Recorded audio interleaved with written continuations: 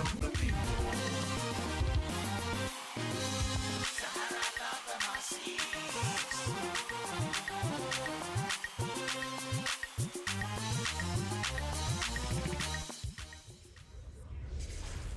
Welcome back to SaharaTV. My name is Rudolf Okonkwo. This is the Skype call segment when we give you the chance to give us feedback on some of the programs we've been showing you today. I hope you've been enjoying our show. It's been an interesting few weeks in Nigeria, and we want to have this opportunity to analyze what has been going on, what has happened so far, where the country is heading to. We are going to take your Skype calls so that you will hear your view. But before we do that, I have back here in the studio with me our Dr. Perry Brimah. Welcome back to SaharaTV. Thank you. My pleasure. Okay, so let's start from where we left off. We talked about Sule Lamido, we talked about EFCC, but one major issue going on now is actually Boko Haram and the way it appears as if they have new energy, or they are really attacking everywhere. What happened? Did we lose the military? Did they lose the momentum they had just before Jonathan left? What is responsible for that? When I look at Boko Haram, it's a problem that the one thing that we have is a lack of information on them. That's the only thing Nigerians can boast of, and that's courtesy of the way things happened throughout Jonathan's years, and unfortunately that's the way things have started again. So most of the things we say is due to private investigations and speculations. Based on what we've found out from our years of studying the organization, they always had members as much as 20 to 30,000 members. Jonathan never really defeated them. He never really killed them. In fact, on BBC, if you remember, when they were interviewing him, they asked him, during that 6-week magical war when he claimed that he was dismembering them, they asked him, where are they? And he responded and said, oh, they've traveled back to some places where they are coming from. They are from all over. They've gone to Central African Republic. They've gone to Niger. They are dispersing. Because the reality was, where are they? The army has not killed, 10, 20,000 people. So they were there. The only thing that has always been happening with Boko Haram is negotiations with some groups to keep quiet at certain points in time. So you negotiate during the election, The ones who don't negotiate with you, you'd fight them, but then the ones who do, some of them put down their guns, some of them chill in some villages and live happily. So that's what used to happen. So they've always been there. So the new upsurge is because, of course, they are angry. They see a new government, and they want to try to frighten the new government and try to shake the will of the people. So that's why they've always had the capacity to do what they are doing. It's only a choice of whether they need to do it or not. When you don't have a government disturbing them, they don't do this nuisance. But they have cells in all the states. They have all these. They have that. All right, we will talk more about this. Let's try to get our Skype callers involved. Let's welcome them to our Skype segment. Ezenwa in Manchester. Ezenwa, welcome to SaharaTV. Welcome, thanks. All right. In Michigan, we have Abdul Gama. Abdul Gama, welcome to SaharaTV. Thank you, Mr. Rudolf. My name is Abudu Ganaide.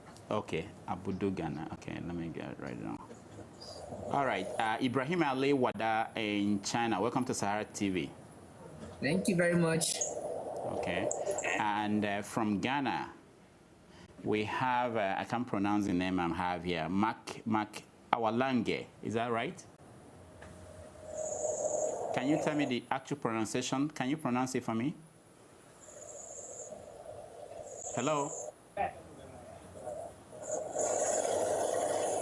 Awalange in Ghana. Can you hear me? Okay, we don't have him. All right.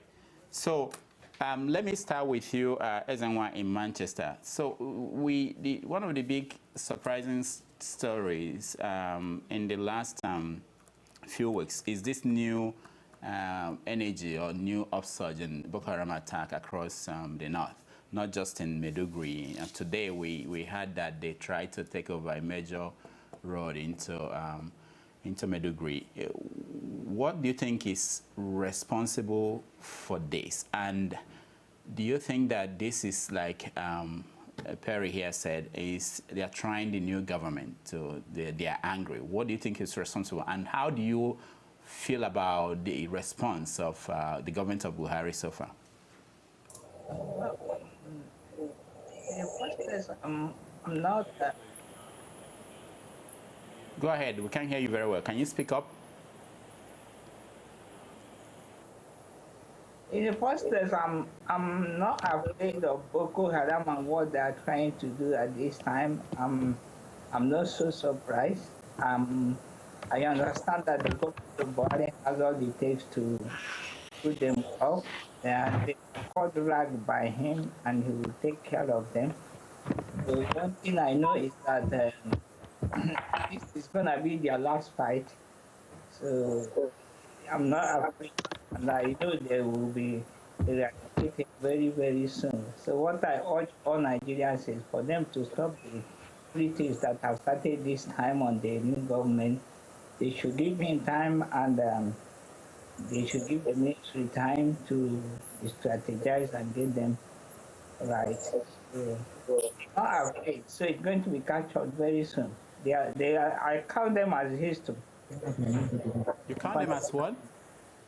I look at Boko Haram as history as far as Nigeria government is concerned, as far as the present Buhari government is concerned. So we are afraid they will turn it up. Oh, wow. Thank you. Abdul Gaba, do you think they are history? Well, I don't want to share in that optimism because Boko Haram, from what we know of terror groups worldwide, they operate like ghosts. They are never history. They always appear to disappear and disappear to reappear at their own convenience. And what I want to really comment on is the effort of the present administration. And I think presently there is nothing to say about the effort of this present administration in terms of their response to Boko Haram from the military perspective. But in terms of communicating with the parents and the groups that are advocating for the release of the girls, I think the government seems to be doing something in that direction. But regarding the military aspect, we've recorded a lot of losses since the presidency of Buhari, and that might be attributed to a number of factors.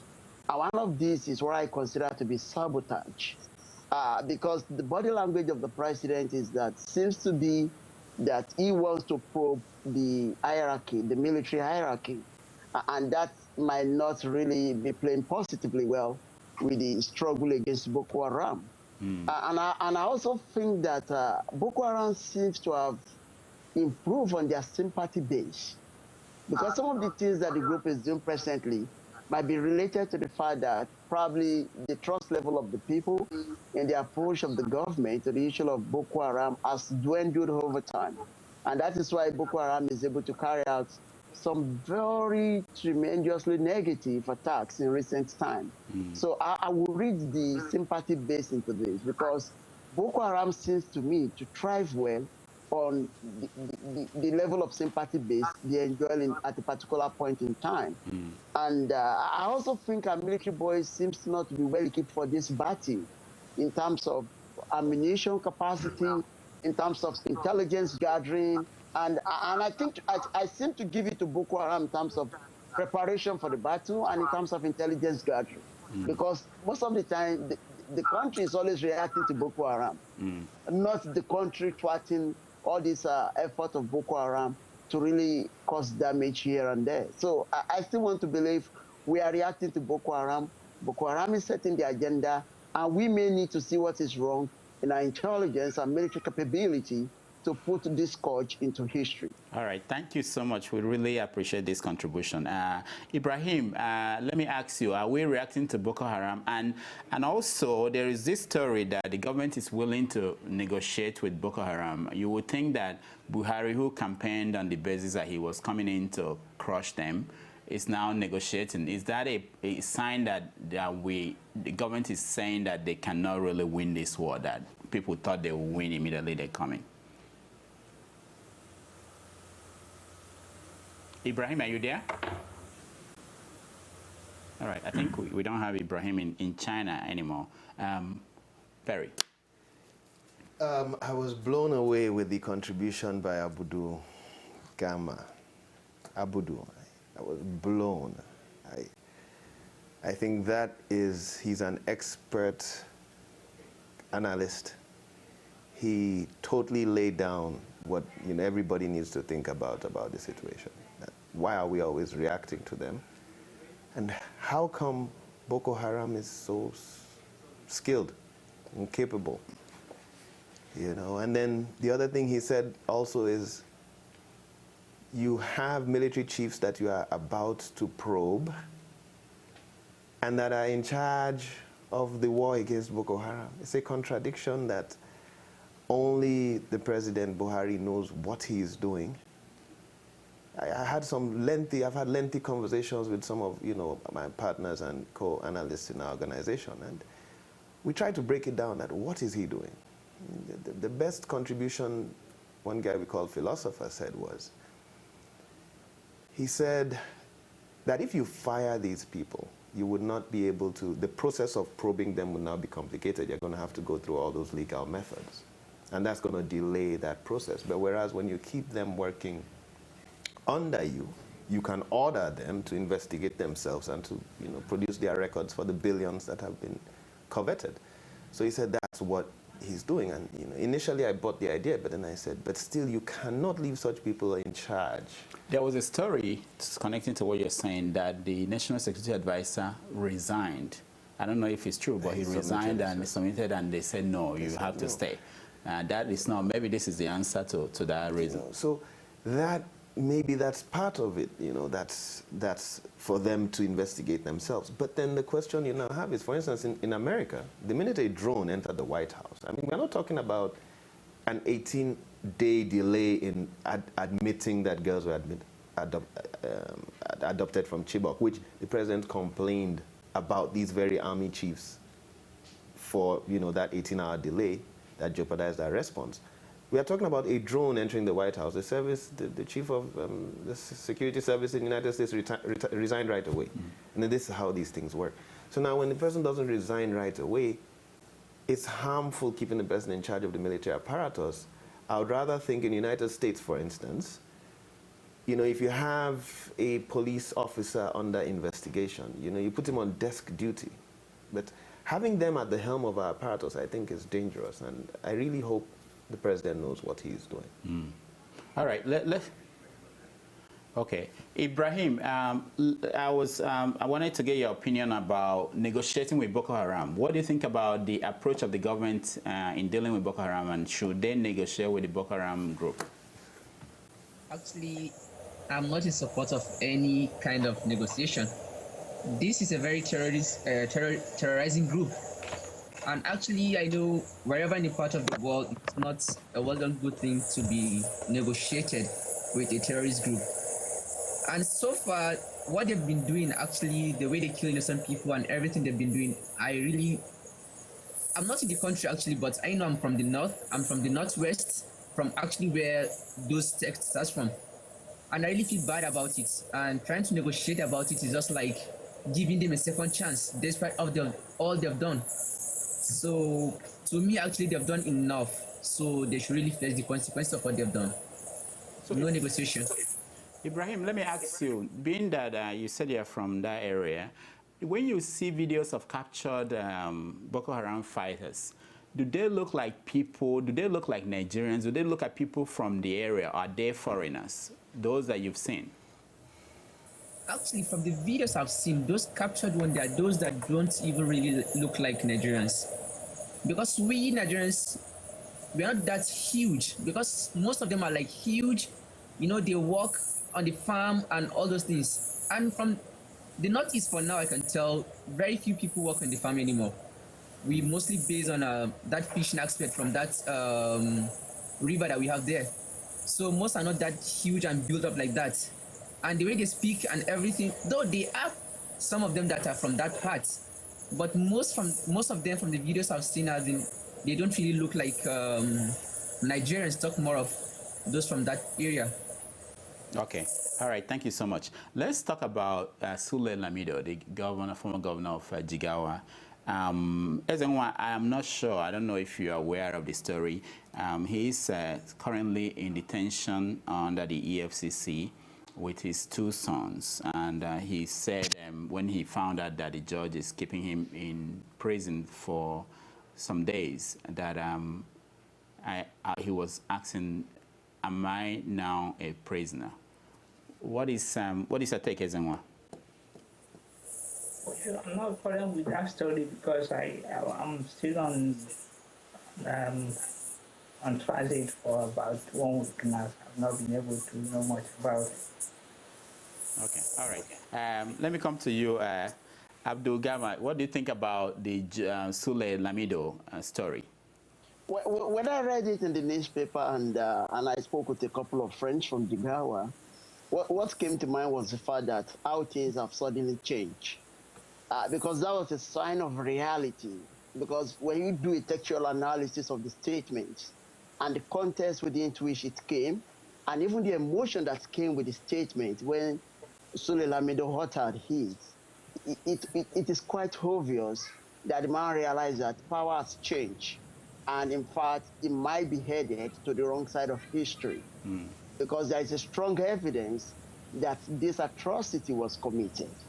And that, of course, it started as politics. People thought that Jonathan was using it as a way of playing politics to keep at bay the presidential agenda of Sule Lamido. But what Jonathan actually did was just like what Obasanjo did to Atiku. Obasanjo knew Atiku was stealing from the treasury, just like the way Obasanjo was stealing as well. Then he laid ambush on Atiku, and the evidence was there for everybody to work with. So in the case of Sule Lamido, Jonathan did the same thing. And unfortunately for Sule Lamido, he was not able to negotiate his way out of that evidence. The evidence was not destroyed, it was intact. So with a Buhari in charge, coupled with those negative utterances that came from Sule Lamido from time to time on Hausa, BBC, Hausa program or what have you, that it's very sure that Sule Lamido might be facing the consequences of being one of the people to be made product of history by President Muhammadu Buhari. So I think it was a statement made consequent upon realizing that I am probably on my way to the prison. And I think it's good for the economy. It's good for the country. When political bigwigs are crumbling, are crushing, spending the night in the prison. And I think it's good for us generally. When I read about it, I was so happy that something good is going to be happening with anti-corruption crusade in the country. All right, thank you so much. Ibrahim, let me come to you because also the Adamawa, former governor of Adamawa, Murtala Nyako, when he came back into the country after Buhari was sworn in, he said he will be going to Abuja to meet Buhari. That meeting has not happened because he's still meeting with the EFCC. They just gave him a bell, I think, yesterday. What is your take on what's going on with EFCC and their new lease to life? So this kind of movement in terms of dealing with all these politicians and their corruption? You know, actually, what I was thinking was that during the election, before the election, actually, during the time of this, the formation of the APC party, so many of them, it is those same people that were in PDP at the beginning that went back to the APC. So it is the same corrupt people from PDP that are still in APC. So most of them were like optimistic that it's going to be a new president, a northerner, somebody's going to back them up, and despite what they've done, maybe he might not really take it as very serious as that. So like, they were okay, he's going to be the next president. I'll meet him, I'll talk to him, maybe he might pardon me, maybe actually have a political appointment from him. But actually when he came into power, yes, we all know the kind of person he was when he was the leader before. And then when he came to power, he was like really that person again. So he wasn't given any chance to any optimism of theirs, of being northerners like him, or maybe they supported him before he became the president. So what he's doing now, I think, is really good. Whosoever has a skeleton in his closet should be searched properly for it. whoever you are and whatsoever post you must have held before. All right, Perry. So look at it this way. I want you to get into this discussion this way. The president made 9 appointments, and one of them is from the south, the rest are from the north. That's how the world, how Nigerians are looking at it. The EFCC, we know, we don't have any proof that the president is directing them, but most of the people that the EFCC, they've been picking up and they've been questioning, majority of them are from former governors or from the north. Compared to, I'm not saying there's a Hakim from the east, there is a former civil servant that was also being questioned, but most of them are from the north. But the interpretation to the first act of the president was that he was favoring people in the north. But this movement of the EFCC is not being interpreted that way. Just imagine if the person that is governor that is now detained till September is someone from the south, and not someone from the north. How will the nation have interpreted that? What is your take on? Yeah, I think you answered your question yourself, which is, if all the people EFCC had gone after were people from the south, they would have had the same kind of uproar in the nation. So I'm somebody who I try my best not to see those lines, because I do understand that in the process of nation building, sometimes you're going to do the zone stuff, and sometimes you just can't. Right now, it's too early. You know, we are just starting. I think it's just too early. For instance, if me or you know, happen to be made president of Nigeria, before I really select, you know, ministers and, you know, select my full cabinet, the first people I'm going to bring in are people that I know around me. That's the first people, because it's a very delicate situation and you have to bring people you absolutely know and absolutely trust. And then based on those people now, you're now going to delegate it up to them to research and check and help you to confirm other appointments and, you know, go out. So if he brings in somebody that, you know, he cannot trust and then he bungles the job, it's him that we are going to accuse. The most important thing we want him to do is the job. We're talking about Abu Dhabi some time ago, my friend, and we're looking at Emirates Airlines, this government-owned. My friend looked on the internet and he said 90% of the staff are foreigners. They are foreigners. They are not even from the UAE, but they are people who know how to do the job. I like the job that's being done. I don't care about it being Northerners that he has so far, you know, just a few, and Northerners that are. I think we should be celebrating in Nigeria right now, before we start, you know, putting on our ethnic and tribalistic garments and start looking. Let's celebrate for now, I think. Talking about that, ethnic, we are going ethnic. Ezenwa, I want you to tell me, there are 3 stories that I want you to react to this. One is Anticorruption, who they made the Senate deputy president. He happens to come from PDP, and the APC people are saying that should not happen. And also, I want you to respond and tell me what you think about these stories of Boko Haram detainees were moved to Ekulobia, somewhere in Anambra State, and then people protested. The report today is that they've been taken out from that prison. What is your take in these 2 stories? Well, on the story of Anticorruption, for me, I don't know why he contested for the post of the deputy senate president, being fully aware that the post should go to APC. So he has nothing to contribute being in that position at this point in time. For me, the best advice is for him to resign. Okay. What about Boko Haram detainees? Why were they taken to the east? I mean, do you consider, because I don't know where you're from in the east, the answer that was given by the governor of the state was that this was negotiated by Jonathan and the former governor, Peter Obi, before he got in there. But what is your take in terms of the whole reaction to that particular move? On the move of detainees to the east. You know, the detainees, I'm from Imo State anyway. Okay. You see the problem in this Nigeria as a nation. For me, send this way detainees to a part in Nigeria is no problem. But the reaction was too bad that I even got information from Nigeria that Boko Haram has been relocated from the north to south. The Boko Haram is now operating in the southeast. In fact, it made me, when I was on transit, I started calling home to know what exactly happened, but nobody was able to give me the right information. So when I tried to search and read some newspaper, it was on SaharaTV, SaharaTV reporter media that I read the full story. Before later on, I got the full extract of the communique by the traditional rulers in Anambra State. So the issue of relocating them to that place, if we believe in one nation, there's no problem. But you see, Nigeria, our problem is too much that when this thing happen, we talk about, we just put it in tribal way, talk about South. I don't know if we continue to be living in that way. I don't see Nigeria be doing well. Okay. For instance, I said, no. Thank you, Ezenwa. Abdul Gama, let me ask you about the Ike Ekweremadu. What is your take? Do you think he should keep that post as the Deputy Senate President? Well, I like to state up front that my take won't matter at all because I'm not a member of the Kolo Chamber.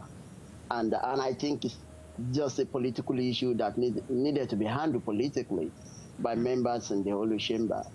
But talking from moral perspective, I don't see anything wrong in the guy being the Deputy Senate President because it's all about politics, and politics is about playing the game as it should be. So what Saraki did was to play the game, and it worked out for him.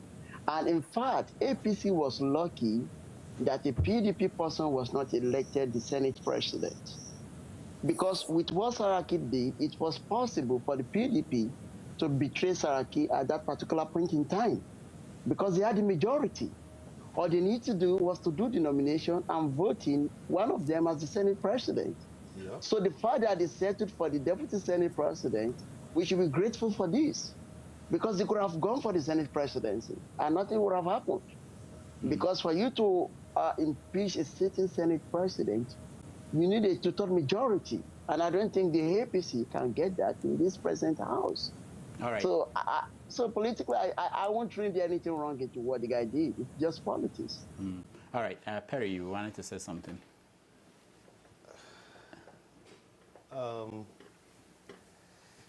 What he's saying is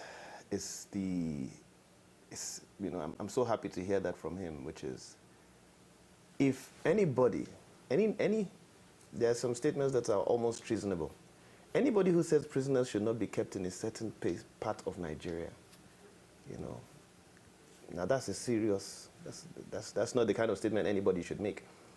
I was just looking at one guy who died in Borno, and they said he died, I've forgotten his name, he was from the south, definitely, and that there was a mine, and he, you know, he blocked the mine, you know, by himself so that other people would not die at the mine, and he, you know, he sacrificed himself. So if we have our soldiers from all over Nigeria fighting and dying, and then we had another time when about 5 soldiers were kidnapped by these Mujahids boys, these men boys. They kidnapped 5 soldiers and they killed them. So if you have our soldiers from everywhere in all parts fighting the same war, then you say the prisoners can only be kept in a certain area. I mean, why do we even hear this kind of statement from this country? So we need to, but I do understand and have empathy on the people who have this problem because we've been beaten. We've been beaten by these so-called not have ruled. This has ruled. Obasanjo is a Southerner, right? Yeah. He ruled, Nigeria is what, 50 years old. Obasanjo ruled for 13 years. That's 1/4. But they would not have ruled this middle belt, you know? So that we've traumatized. And they say, oh, don't take this from the north to the south. Don't take this from the south to the north. He's electing these people from the north. He's like, in America, I don't even know when I see an officer and a person in office. Obama, he's from Kenya. Obama is from Kenya. Forget about the fact, yes, he's an American citizen, yes. But his father is from Kenya. can Obama ever be president of Nigeria? So as long as we keep on in this tribalistic, which, you know, I wrote in an article before, tribalism is from the devil. The devil said, I cannot bow down for Adam because I am made from fire and he's made from ordinary sand. And, you know, this is the enmity. That's tribalism. So he's the father of tribalism. As long as we continue, the people who continue with this is okay. They've been traumatized. PDP has sold these whole, you know, ideologies, has, you know, marketed them with billions of dollars, but they will heal. Eventually, they will open up and they will realize that it's about who has the necessary tools to get the job done. That's what matters. You know, and we are a nation. All right, Ibrahim, let me give you the last chance to comment on Sule Lamido. I know we've talked about it, but I know I didn't hear your opinion. Do you think that there was a news report today that former governor of Kaduna State was pleading that he should be granted bail? Do you think that he's being picked on or more than others, especially when they say they're not granting him bail? Well, actually, I think he's being treated equally as every other person. Okay. And that is a very, very good start. I'm going to applaud the president and his doings for now. Okay. Because he's trying to regard every other person as the same. Whenever you get in hand, your hands are dirty, at least you'll be checked properly. So for Kaduna State government, for a reason why he might be asking for the release of a bill, maybe I could think there was a time the people of Jigawa State really liked their governor, as in he was doing well with the state. He helped almost everybody in the state and everything was going accordingly. Though it's not a very good reason for them to let him go because he has been good to the states and then he looted what he wanted to loot. But this is just like a bill. He shouldn't stay under custody, maybe house arrest or so, but just for the fact that he's a dignitary. So maybe for his dignity and the respect the people ask for him.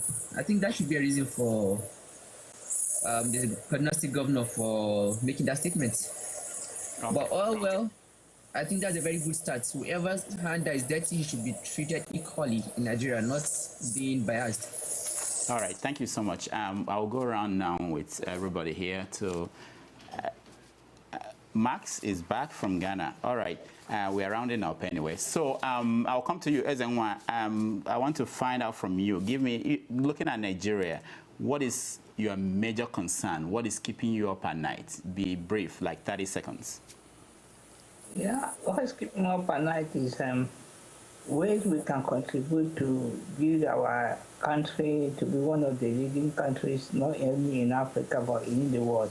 As most of us, people like us, no matter what we get all over here in Europe and in America, we still talk about ways of coming to establish our fatherland, and that's the place we have. And that is what gives me up. And do you plan to go back to Nigeria? Of course, I have an offer to stay back here, but I told them I need to go back to my country as soon as I'm free. All right, thank you. Abdul Gama, what is keeping you up at night? Well, it's the fear of a change that at one point in time looks seemingly possible, and at another point in time looks seemingly impossible. So is this fear of change being possible and not possible that is keeping me awake at night? Okay, thank you so much. Ibrahim, in China, what's keeping you up at night? I'll go with Mwanda. That should be the change. Okay. All right. Mark in Ghana, I'm sorry that we lost you at the beginning. Give us what's keeping you up at night. What are you looking at in Nigeria that concerns you?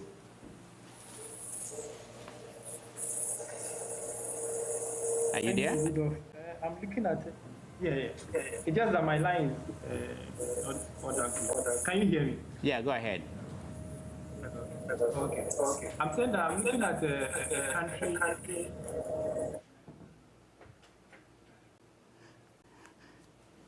All right, Mark, we have to let you go. Your line is not very good. Perry, what's keeping you up at night? More of just, I read an article to that effect even, which is something people are beginning to notice, is we just hope and wish, Buhari would engage us, the people. We just want him to engage the people, know that this is his support base, not the legislature, not Tinubu or not the party. We did it with him, and he should work with the people. But what about his media people? Are they engaging the people? Are they doing a good job? His media people have been a failure. F9 so far. It's inconsistent in everything. Excuses. They do not understand the terminology. They do not understand that NNPC board is already disbanded before they disbanded board. They say they've declared assets that are declared by default by everybody, and declaring it publicly is what matters. His media team are bungling it, you know. I think a lot of things we are seeing is the best of Nigeria, I think. I don't know. You know, I'm confused. But his media team totally, they don't know what they're doing. All right, we have to end it here. We have a lot of topics we couldn't get to, but I want to thank everybody that joined us. Ezenwa in Manchester. Ezenwa, thank you so much for joining us. Always, my brother, keep doing it right. Thank you. Abudu Gama, thank you so much for joining us. Thank you, Mr. Rudolf, for this opportunity. All right. Ibrahim in China. Ibrahim, thank you so much for joining us. The pleasure is mine. All right. Mark in Ghana, I know we cut you off. Thank you for joining us. And Perry, thank you so much for being here. Thanks for having me. All right. We are at the end of our program today. We want to thank everybody that joined us, all our guests, and all the people that watched. On behalf of everybody here at Sahara TV, I say thank you, and we'll be back here on Saturday next week. Also, don't go away yet, because we're going to show you Keeping It Real, Dr. Damages, and all the other shows we have. So until next week, thank you for watching, and all the best.